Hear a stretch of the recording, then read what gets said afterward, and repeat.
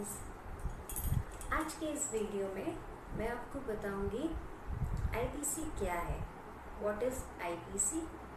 और आईपीसी में जो चैप्टर फर्स्ट है जो कि इंट्रोडक्शन पार्ट है, उसमें सेक्शन 1 से लेकर सेक्शन 5 तक के हम चर्चा करेंगे आज की इस वीडियो में।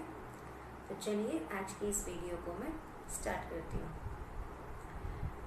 आईपीसी क्या है, आईपीसी के मेन पॉइंट्स क्या हैं, तो पहले हम इसको डिस्कस कर लेते हैं। आईपीसी यानी कि इंडियन पीनल कोड, जिसे हिंदी में हम भारतीय दंड संहिता कहते हैं, ये आईपीसी, इसमें कितने सेक्शंस हैं और कितने चैप्टर्स हैं, ये एक मेन पॉइंट होता है। तो आईपीसी में 511 सेक्शंस हैं और ये 23 चैप्टर्स में डिवाइड किया गया है। इस पॉइंट को आपको हमेशा याद रखना है क्योंकि कई एग्ज़ाम्स में ये क्वेश्चन पूछ लिया जाता है। अब हम अगर बात करते हैं कि आईपीसी को ड्राफ्ट किसने किया था, फर्स्ट लॉ कमीशन के चेयरमैन थॉमस माक्यूले, इन्होंने 1834 को आईपीसी इसको ड्राफ्ट किया था। थॉमस माक्यूले ने, जो कि चेयरमैन थे फर्स्ट लॉ कमीशन के। ये क्वेश्चन भी कई एग्जाम्स में पूछ लिया जाता है।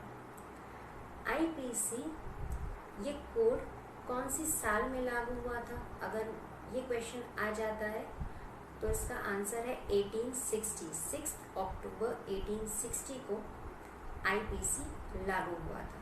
तो ये 4-5 पॉइंट जो मैंने आपको बताए, ये एग्जाम्स के पॉइंट ऑफ व्यू से, या ये पॉइंट्स आपको हमेशा याद रहने चाहिए, इस पॉइंट ऑफ व्यू से भी बहुत इम्पॉर्टेंट है। तो आईपीसी के बारे में ये 4-5 पॉइंट आपको हमेशा याद रखना है।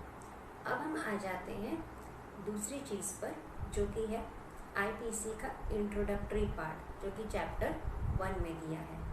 तो आज मैं चैप्टर 1 डिस्कस करूँगी, जिसमें सेक्शन 1 से लेकर सेक्शन 5 तक दिया हुआ है। तो चलिए हम इन सेक्शंस को डिटेल में डिस्कस। अब मैं बात करूँगी सेक्शन 1 की। सेक्शन 1 में दिया है टाइटल और एक्सटेंट। तो टाइटल वाले पार्ट में क्या आएगा, इंडियन पीनल कोड, ये इसका टाइटल हो गया। और अगर एक्सटेंट की हम बात करें, जो कि विस्तार है, तो ये code the whole of India, माने पूरे भारतवर्ष में ये कोड लागू होता है। पहले हम क्या पढ़ते थे, to the whole of India except the state of Jammu and Kashmir. लेकिन ये जो वर्ड है except the state of Jammu and Kashmir, ये इसको 2019 के एक्ट नंबर 34 के द्वारा ओमिट कर दिया गया है, यानी हटा दिया गया है।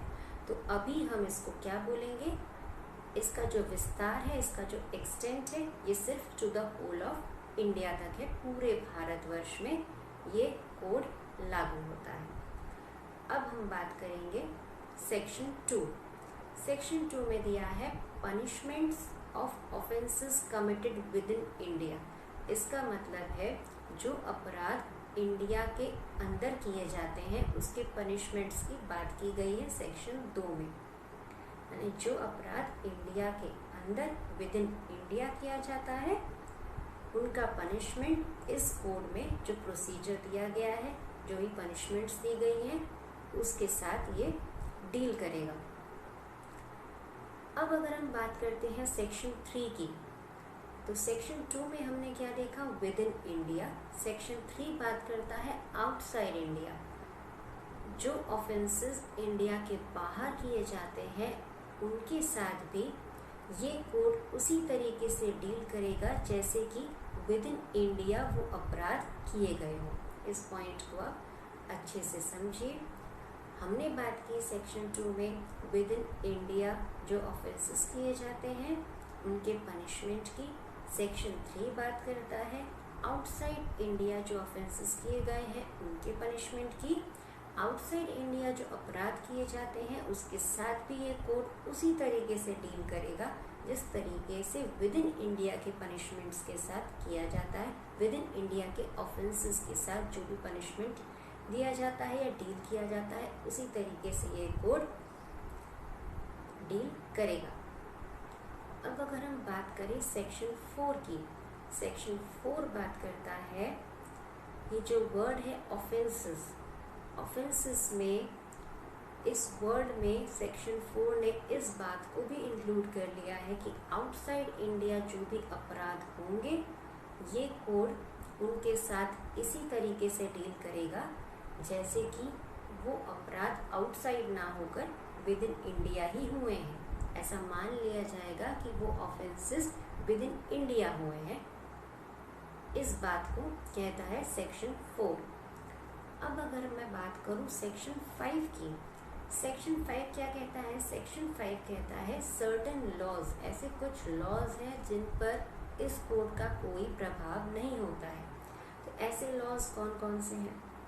अगर ऐसे लॉज की अगर हम बात करें तो उसमें आता है गवर्नमेंट ऑफ इंडिया के ऑफिसर्स, सोल्जर्स, सेलर्स या एयरमैन जो हैं उनके द्वारा किया गया म्यूटनी या डिजर्शन, माने उनके द्वारा किया गया विद्रोह या परित्याग, इनके साथ जो भी लॉ के प्रोविजंस डील करते हैं उन पर इस कोड के प्रोविजंस का कोई भी प्रभाव नहीं होगा। कहने का मतलब ये है कि सेक्शन 5 सर्टेन लॉज जिनमें क्या आता है, भारत सरकार के ऑफिसर्स, सोल्जर्स, सेलर्स या एयरमैन के द्वारा किया गया विद्रोह, म्यूटनी या परित्याग, डिजर्शन, इनके ये जिस कानून के तहत दंडनीय है उन पर इस कोड का कोई भी प्रभाव नहीं होगा। उस कानून के प्रोविजंस पर इस कोड का कोई भी प्रभाव नहीं होगा। तो ये था इंट्रोडक्टरी पार्ट सेक्शन 1 से सेक्शन 5 तक। हमने इसे शॉर्ट में डिस्कस किया है। आप सेक्शन 1 से सेक्शन 5 तक रीड कीजिए, लेकिन सेक्शन 4 जो है उसको डीप में जाके पढ़िए क्योंकि वो एक इम्पॉर्टेंट सेक्शन है। आगे की वीडियो में मैं डिस्कस करूँगी सेक्शन 6 से लेकर सेक्शन 53A तक, जो कि है जनरल एक्सप्लेनेशन। इम्पॉर्टेंट जो भी उसमें डेफिनेशंस दिए होंगे, एक्सप्लेनेशंस दिए होंगे, हम उसकी चर्चा अगले वीडियो में करेंगे। तो दोस्तों, आज का ये वीडियो यहीं तक था। अगर आपको मेरा ये वीडियो पसंद आया हो तो नीचे दिए गए लाइक के बटन को ज़रूर हिट करें और मेरे YouTube चैनल को सब्सक्राइब करें और ऐसे ही फ्यूचर अपडेट्स के लिए बेल आइकन को